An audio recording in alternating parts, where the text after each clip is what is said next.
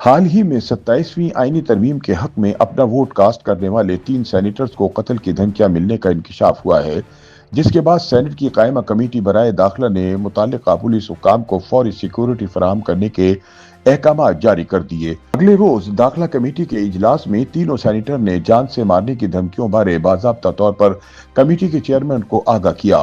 Committee chairman نے متعلقہ security اداروں بشمول پولیس اور ایف آئی اے کو ہدایت جاری کی کہ ان دھمکیوں کی تحقیقات میں پیش رفت کے حوالے سے ایوان کو باقاعدگی سے آگاہ رکھا جائے اور سینیٹر کی سیکورٹی کو اولین ترجیح دی جائے۔ اجلاس میں بتایا گیا کہ جن سینیٹر کو دھمکیاں موصول ہو رہی ہیں ان میں سیف اللہ ابڑو، اسلم ابڑو اور نسیمہ احسان شامل ہیں۔ تینوں اراکین نے سینٹ کی قائمہ کمیٹی برائے داخلہ کو آگاہ کیا کہ انہیں نامعلوم عناصر کی جانب سے جان سے مارنے کی دھمکیاں مل رہی ہیں، تاہم اس کے باوجود انہیں مناسب سیکورٹی فراہم نہیں کی گئی۔ بتایا گیا ہے کہ ان اراکین نے سینٹ میں سے 2 کو نامعلوم نمبروں سے فون کالز کی گئی جبکہ 1 کو پرچی موصول ہوئی ہے۔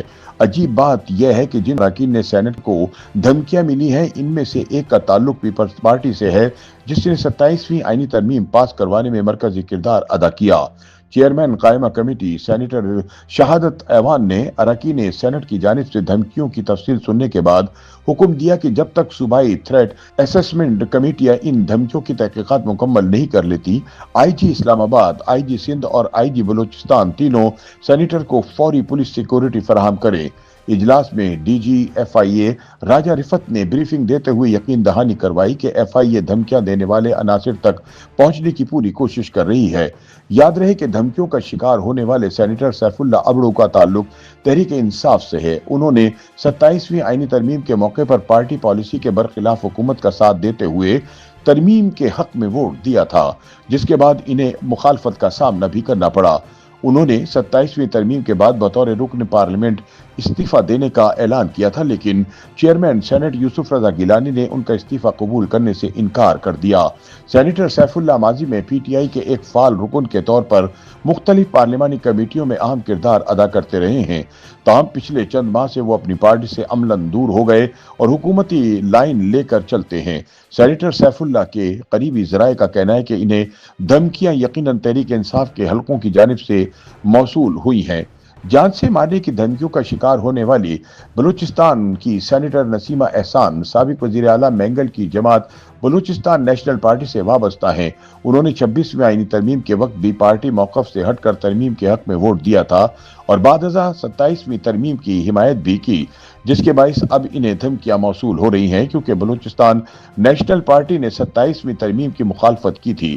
نسیمہ احسان سماجی ترقی، خواتین کے حقوق اور بلوچستان کے مسائل کے حوالے سے سینٹ میں مؤثر آواز سمجھی جاتی ہیں۔ اسی طرح پیپلز پارٹی کے سینیٹر اسلم ابڑو نے بھی 27ویں آئینی ترمیم کے حق میں ووٹ دیا تھا، لیکن دلچسپ بات یہ ہے کہ ان کی جماعت کے تمام سینیٹر نے 27ویں ترمیم کے حق میں ووٹ دیا تھا، لیکن دھمکیاں صرف ان کو موصول ہوئی ہیں۔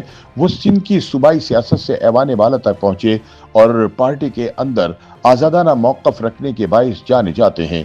پارلیمانی فورم اور ترقیاتی امور میں ان کی دلچسپی انہیں سندھ کی سیاسی قیادت میں نمایاں مقام دیتی ہے۔ یوٹیوب پر گوگلی نیوز دیکھنے کے لیے youtube.com کی سرچ بار میں googly news T V type کریں۔ گوگلی نیوز کے پیج پر سرخ رنگ کے سبسکرپشن والے بٹن پر کلک کرنا نہ بھولیے۔ یوٹیوب پیج پر اپلوڈ ہونے والی ویڈیوز سے باخبر رہنے کے لیے بیل آئیکن پر کلک کیجیے۔ آپ کو ہر نئی ویڈیو کے بارے میں نوٹیفیکیشن موصول ہو جائے گا۔